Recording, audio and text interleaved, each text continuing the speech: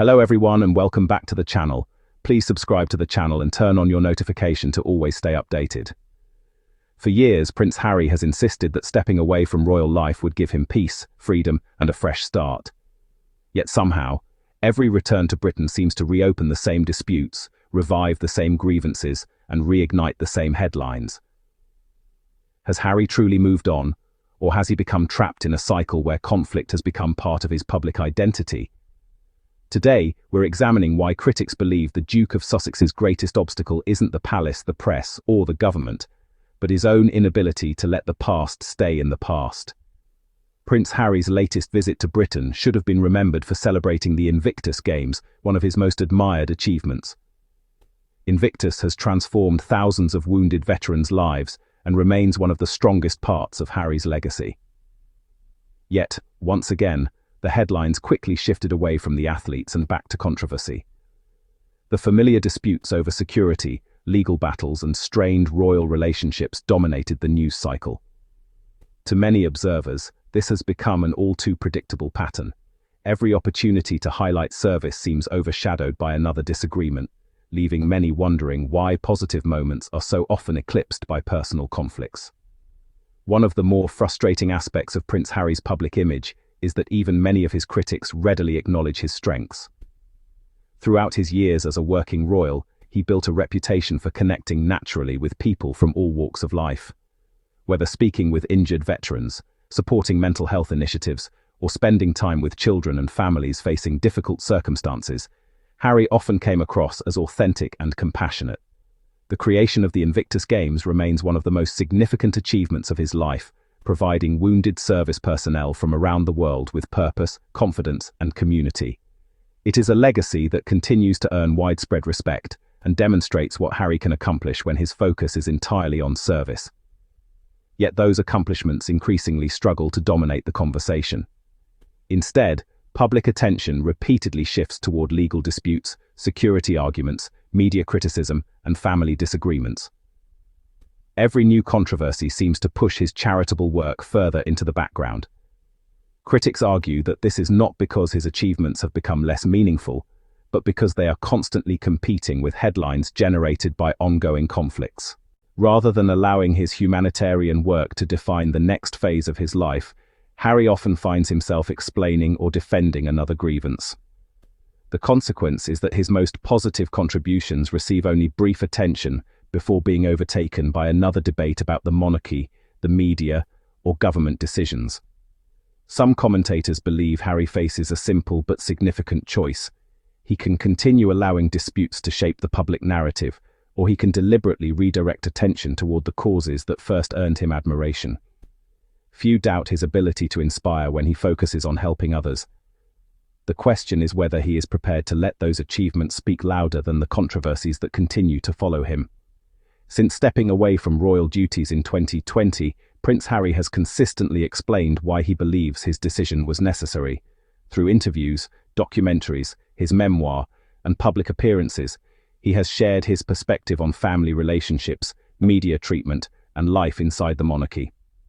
His supporters argue that telling his story was an important part of reclaiming his voice and addressing experiences that had remained private for years. From that viewpoint, speaking openly was both personal and necessary. Critics, however, believe there comes a point when explaining the past begins to prevent moving beyond it. Each new interview or renewed discussion of old disputes inevitably revives headlines that many people assumed had already run their course. Rather than closing difficult chapters, these moments often reopen them, inviting renewed public debate and fresh media scrutiny. That cycle can make reconciliation with family members more complicated, while also reinforcing the perception that Harry remains emotionally tied to the institution he chose to leave. There is also the question of public expectations. Many people assumed that leaving royal life would allow Harry and Meghan to create an entirely independent identity built around philanthropy, business, and new opportunities. Instead, much of the public conversation continues to revolve around the royal family itself. Critics argue that this creates an unintended contradiction. The more Harry says he wants to move forward, the more frequently he appears to revisit the very experiences he says he wishes to leave behind. To those observers, Genuine freedom may not come from winning every public argument, but from no longer feeling the need to keep having them. Among all the issues Prince Harry continues to raise, none has generated more sustained debate than security.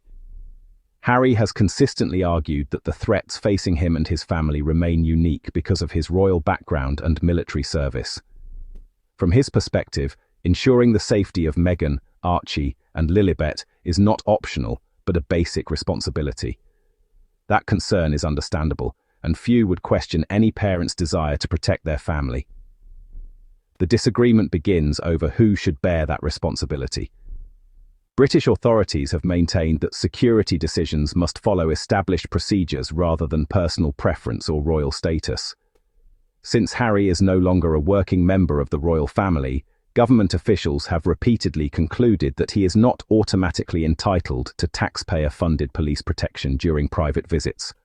Those decisions have been upheld through legal processes, even as Harry has challenged them. Critics argue that continuing to pursue the issue publicly may now be producing diminishing returns. They point out that Harry reportedly arranged private security during his latest visit to Britain, demonstrating that practical alternatives exist. From their perspective, repeatedly revisiting the dispute keeps the controversy alive without changing the outcome. They also argue that many public figures, including former senior politicians and celebrities, pay privately for their own protection when necessary. Whether people agree or disagree with Harry's position, critics believe that accepting the current arrangement would allow him to shift attention back toward his charitable work and public service, rather than another prolonged disagreement over security policy. Perhaps the most persistent criticism aimed at Prince Harry is not tied to any single event, but to the overall pattern that has emerged over recent years. Whenever it appears that public attention is beginning to settle, another legal challenge, interview, memoir excerpt, or public disagreement seems to bring the same debates back into the headlines. Individually, each decision may have its own explanation, but collectively they have created a perception that controversy has become a recurring feature of Harry's public life. This perception matters because public reputation is often shaped less by isolated events than by repeated patterns. Many observers now associate Harry not first with the Invictus Games or his military service, but with family disputes, media battles, and ongoing legal conflicts. Critics argue that this is an unfortunate transformation for someone who once enjoyed broad popularity as one of the monarchy's most relatable and admired figures.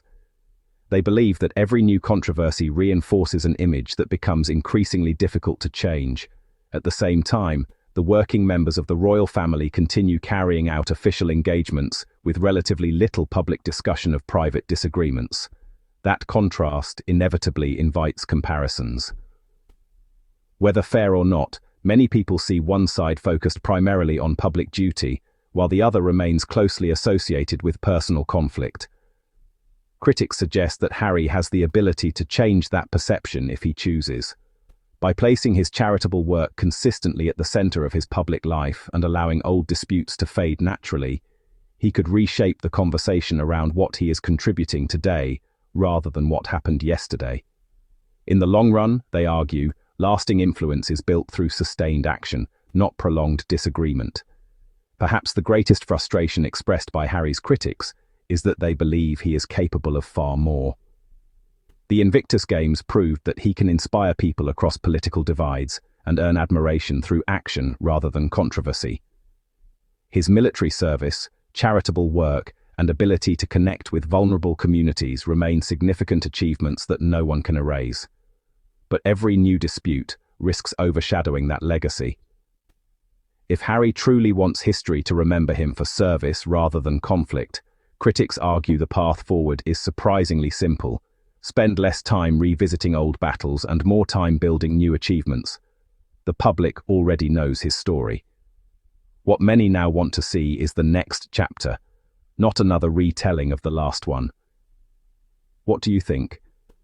Are critics right that Prince Harry should leave the past behind and focus entirely on his future, or do his ongoing concerns deserve to remain in the public spotlight?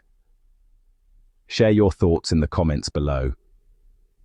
If you enjoyed this discussion, don't forget to like, subscribe, and turn on notifications so you never miss our next deep dive into the stories shaping the royal family. Until next time, thanks for listening.